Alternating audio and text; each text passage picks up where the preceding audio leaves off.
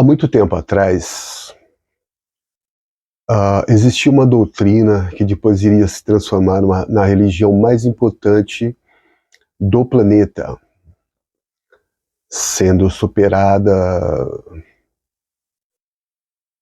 por nada. Nenhuma outra religião conseguiu se igualar. E olha que a gente está falando de muitas religiões. Tudo devido a um homem que basicamente pregava o amor, que as pessoas deveriam se importar como os outros, como se fossem com elas mesmas.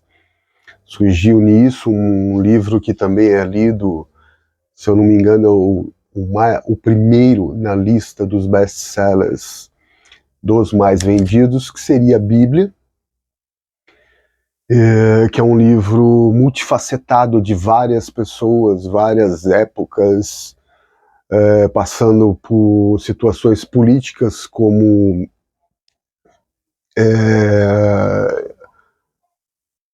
o Papa decidindo mudar quais livros entram, quais não. Depois temos as Bíblias que foram se ramificando e se transformando em outra coisa, assim como o Corão é muito parecido. Mas enfim, esse homem dedicava a sua vida ao amor, à consagração de tudo acima. Não valia, porque a vida era mais importante, a vida era o que empolgava.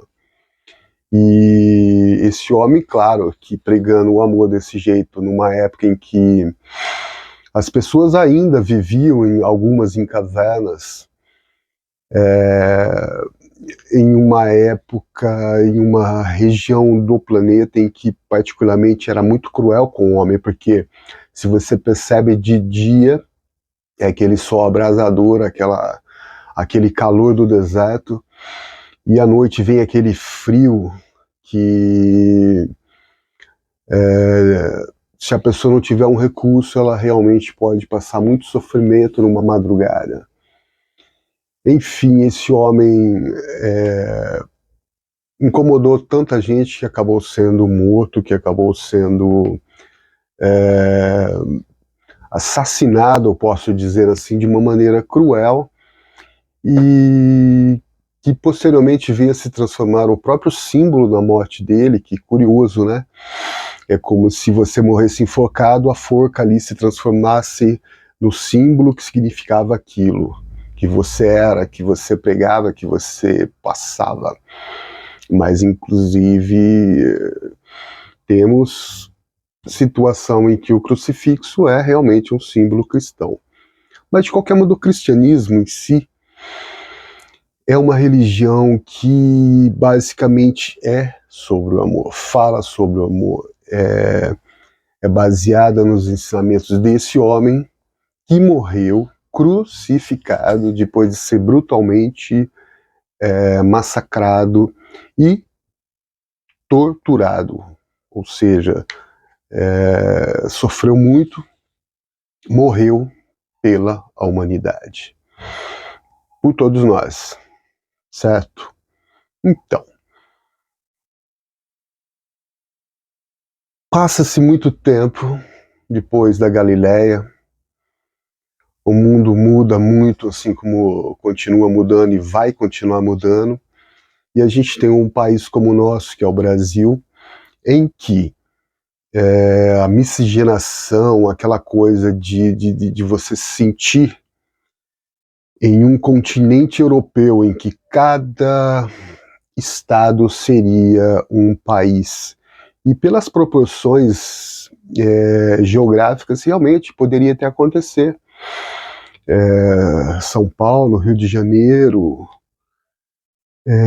outros estados são enormes, o país é enorme, e tendo acrescentado a isso, além de ser enorme, o que já é uma coisa geograficamente para você tentar organizar como uma nação, é difícil, existem muitos pensamentos diferentes, e é óbvio que vão existir, como o próprio sotaque. Se você vê São Paulo para o Rio de Janeiro, para Santa Catarina, você percebe uma diferença enorme. E aí o país desse, quando agrega a religião, que é uma coisa bem pessoal, né? Mas assim, uma coisa que o brasileiro tem é gostar muito de seguir o outro. Se o vizinho pinta a casa de azul oliva, ele começa a achar legal, o outro acha, vai seguindo uma cadeia como se fosse um dominó.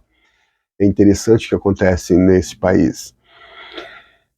E com essa pluralidade, vamos dizer assim, de muita coisa, a gente tem uma coisa entroncada, que é a religião, que acabou dominando o país como a católica. Se você pensar um pouco, o catolicismo, a gente foi colonizado pelos jesuítas, que trouxe a religião católica, que depois iria se transformar até um certo tempo, que agora a gente percebe que a coisa é outra. Inclusive no mundo todo, o catolicismo, ele não consegue, a religião em si já é complicada, porque ela não aceita muito aquela coisa de mudar, né? É o dogma. Você tem que seguir aquilo e pronto. E isso não vai mudar. E é complicado num mundo como o nosso, que muda a todo momento, principalmente atualmente. E os pentecostais, os evangélicos, eles assimilam muito isso. Você vê a igreja hoje que o pessoal dança, que o pessoal pula, não está nem aí com, digamos assim, os dogmas que a religião católica começou a perder e continua perdendo feio. O problema é que, como o país não tem uma identidade própria, assumir uma religião assim como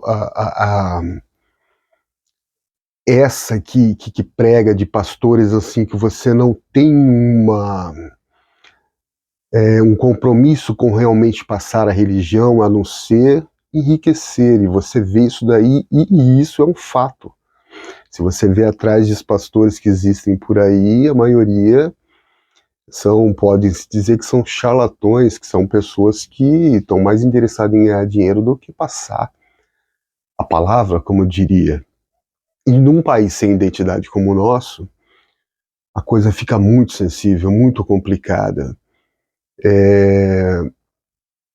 Existe uma identidade no Brasil com, por exemplo, o futebol. O futebol é um país, nós somos um país do futebol, onde tem até o slogan há pouco tempo, a pátria de chuteira. A gente vive pela seleção brasileira, mas que ultimamente, depois do 7 da Alemanha, complicou, feriu muita gente, mas eu posso até correlacionar, e tenho que correlacionar, não por pensamento, mas por dados, que o futebol, que é uma identidade brasileira, se juntou a essa religião recém-descoberta, que é a pentecostal, que, junto com o fanatismo, a gente começa a pensar sombriamente sobre uma coisa que pode acontecer com o país, se realmente isso continuar sendo o processo.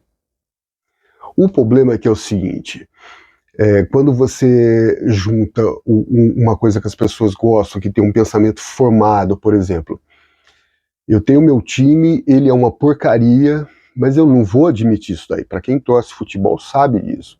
Tá todo final de semana lá torcendo, mesmo que o time nunca tenha ganhado um título, mesmo que o time nunca tenha ganhado alguma coisa significante ou relevante. É o melhor time, o cara não vai sair daquilo. Tudo bem, já tem os problemas, que a gente sabe das brigas de torcida organizada, essa coisa toda. Quando você leva para o lado da religião, que é o mesmo processo, é o meu santo, é o meu padrinho, é a minha situação. Se você não é da minha religião, você é contra, você vira o inimigo. E aí a gente junta a terceira tríade, que é você levar pro lado político. Pro lado político, como uma situação em que, com o advento que nós temos hoje da internet, a rede social faz uma ponte incrível.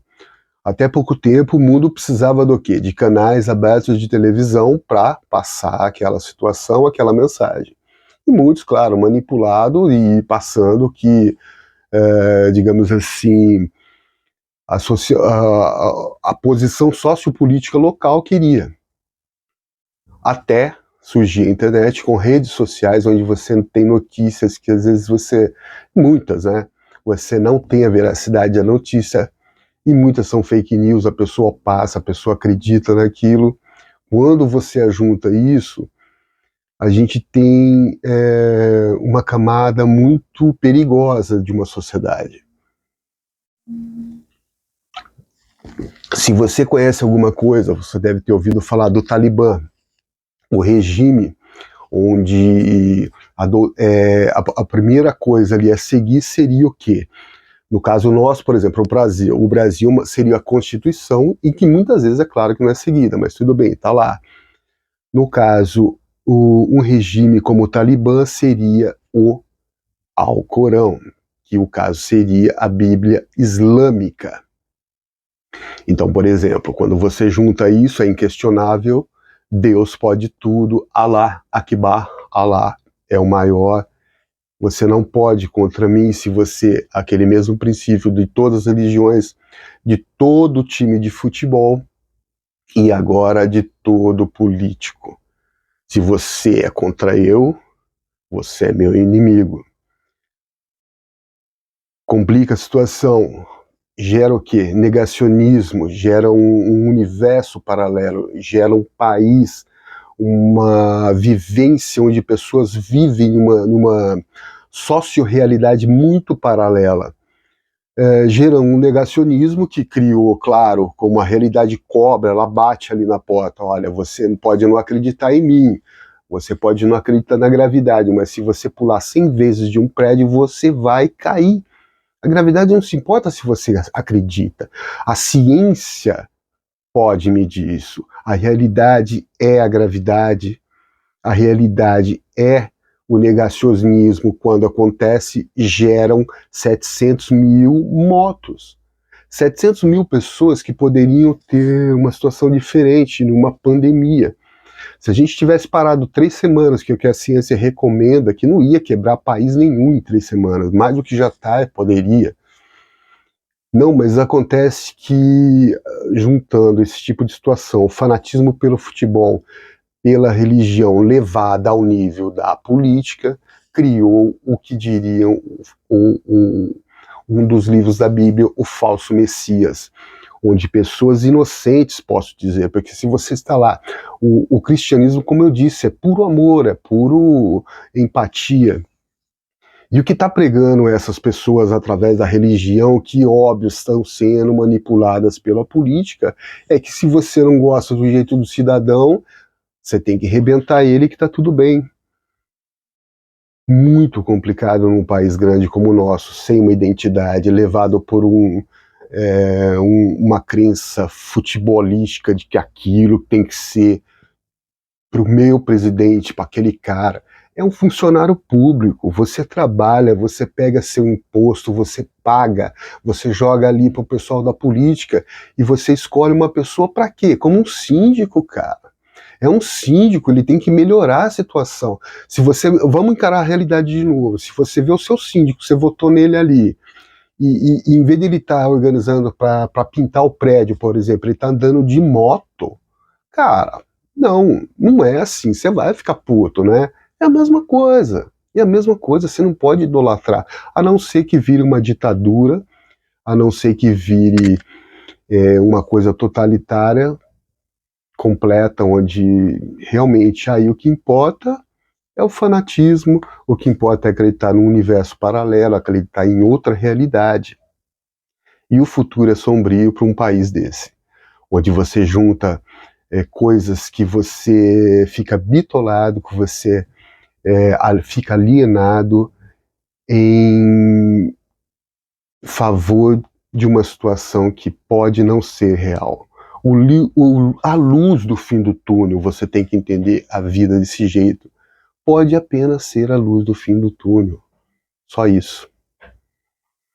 De qualquer modo, vamos pensar bem, vamos tentar agir de uma maneira legal, porque é isso que a gente tem que ser como humanidade, tem que ser como um país decente e que pode prosperar e todo mundo feliz, todo mundo fica bem. Pessoal, é isso aí. Se você não é inscrito no canal, dê uma força, dê um like aí e tudo de bom para vocês.